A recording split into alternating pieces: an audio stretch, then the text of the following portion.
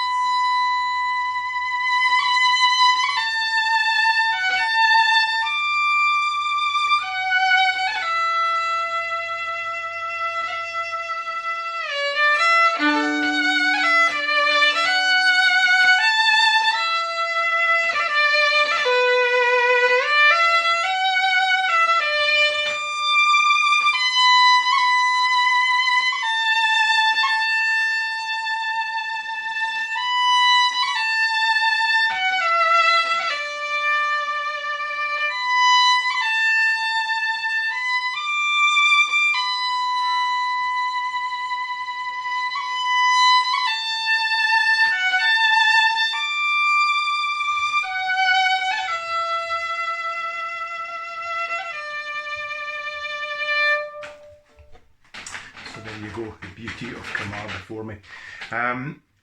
was written in front of the house at East Toon I used to bide in. Shona and I were together actually. In fact, I think both the boys were here, Hector and Roderick. But Shona and the boys, I think they were at Shona's folks in Huntly, and I had the house to myself. And this particular evening, it was early summer, so I'm thinking it was kind of late May, early June, I think, roughly. Certainly very long nights at that time of the year, still daylight at 11 o'clock at night.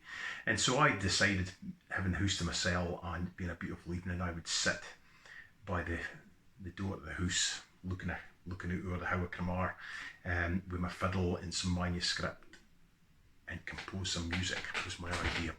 And so I sat, and I had a nice big drum by my side, and I sat quite enjoying the evening, and enjoy the drum and soaking up the scenery. And I proceeded to write a tune, and I thought it was a masterpiece at the time. And so I went and poured another drum, and I sat down, and I was just tinkering about, and there was another tune came to my mind, and I notated that down fairly quickly actually. There was a little bit of work, but it really just came out almost fully formed. And then following that, I went to something else, different character. So the first two were slow airs. The last tune was a reel. I can't mind what that was, but the first tune, next morning when I reassessed my work, thinking I'd written a masterpiece, I put my pen through it and said, "Do not use." I was so unimpressed with what I'd come up with, and at the moment I thought it was really something excellent, but it wasn't. It was rubbish, so by my estimation. But when I looked at the other tune, the second tune kind of surprised me that actually I really liked it. Kind of felt good about it right away. It didn't sound like anything I'd heard, and I thought, this is really, I really like this, and so that's ended up in my repertoire ever since actually. And the inspiration for the tune, well, the title tells you everything you need to ken. It was just looking at the beauty of the landscape round about me, a landscape that I was brought up in, that have very strong family connections. Well, in my family there's Cromars, there's Andersons, and there's Cootses, and there are very, very strong local names. And I think through the Cromar line, we've managed to get the How of Cromar. Cromar and the surname managed to get back to the mid-1600s with that line of the family. The Andersons managed to get back to the mid-1700s. So very strong connections that I've been really kind of aware of as a lad growing up. I kind of felt quite connected to the place, especially growing up on a farm. I think you find any farmer, anywhere in the world, you can become very closely attached to the land that they work. So being somebody who left school, helping out in the farm for many years, but actually started working with my father here at the Maids and Craigie, that it only heightens that sense of attachment to the place. And so, somebody who likes history, there was elements of that, say, floating about in the background if you're writing music, for me anyway. But it's really just looking at the landscape and all the emotions that stirs up as a place that means a lot to you, a place you love and you feel deeply connected to. So that's really what the tune is about. It's not an overly dramatic bit of music. It's just got a sweet melody. So yeah, you don't need to go over the top, but it should have all the elements that you find in any slow air to make them work well, to make them effective. Loud and soft, treat it like a song without words, so you need to colour the music with dynamics and ebb and flow, etc. But it's not going to be as dramatic as things like Fivey Castle or the Valley of Silence, kind of deep, dark, heavy tunes.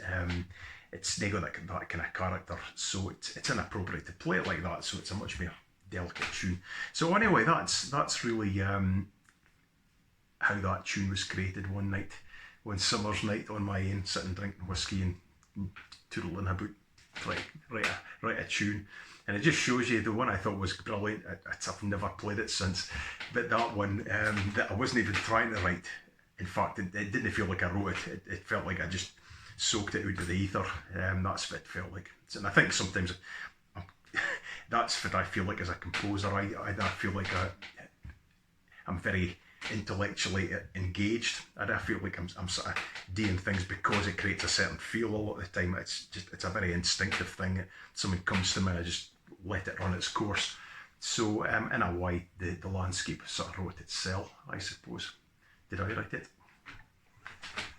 One day folk might discover how these things work. I don't know why I did write it, but it feels like I did it. So there you go. I'll play it again. You've seen the video bits at the beginning, so you've a fair idea of what the music's about. I'll play it once more just to play it out. So thanks for listening, folks.